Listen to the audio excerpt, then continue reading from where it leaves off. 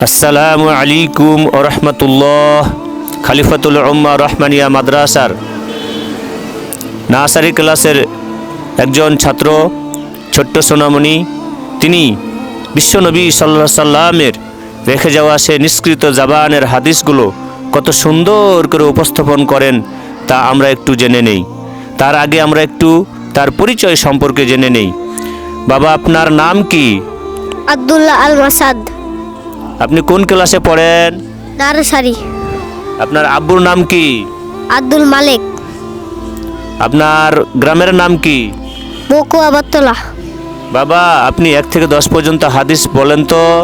1 নম্বর হাদিস শরীফ, ক্বালা নবী সাল্লাল্লাহু আলাইহি ওয়াসাল্লাম খায়রুকুম মান তাআল্লামাল কুরআন ওয়া আল্লামা।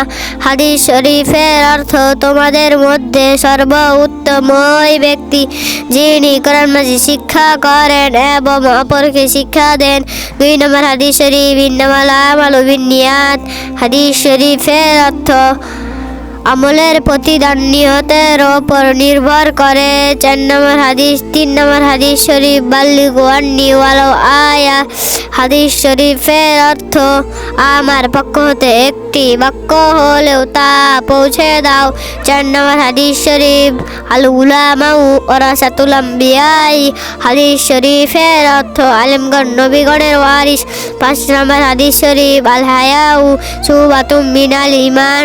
হাদিস শরীফের অর্থ, লজ্জা ঈমানের অঙ্গ। 6 নম্বর হাদিস শরীফ, আত-তুহুরু শাতরুল ঈমান। হাদিস শরীফের অর্থ, পবিত্রতা ঈমানের অঙ্গ। 7 নম্বর হাদিস শরীফ, আসসালামু ক্বাবলাল কালাম। হাদিস শরীফের অর্থ, আগে সালাম পরে কালাম। 8 নম্বর হাদিস শরীফ, লা তুশাহিব ইল্লা মুমিনান। হাদিস শরীফের অর্থ, মুমিন ব্যতীত অন্য কাউকে সঙ্গী বানাও না। 9 নম্বর হাদিস শরীফ, আল মারউ মা'a মান আহাব্বা। হাদিস শরীফের অর্থ, দুনিয়াতে যার সঙ্গে যাহার বাস, আখিরাতে তার সঙ্গে তাহার স্থান। 10 নম্বর হাদিস শরীফ, আদ-দুআ মুখুল ইবাদ। হাদিস শরীফের অর্থ, দুআ ইবাদতের মগজ। 11 নম্বর হাদিস শরীফ, মিফতাহুল জান্নাতিস সালাহ। হাদিস শরীফের অর্থ, নামাজ বেহেশতের চাবি। জাযাকাল্লাহ। ছোট্ট সোনামণিকে অনেক অনেক ধন্যবাদ। প্রিয় দর্শক মণ্ডলী, আপনারা দেখলেন তো আমাদের এই ছোট্ট সোনামণি বিশ্বনবী সাল্লাল্লাহু আলাইহি সাল্লামের রেখে যাওয়া হাদিসগুলো কত সুন্দর করে উপস্থাপন করলেন। আপনারা এই ছোট্ট সোনামণির জন্য দোয়া রাখবেন।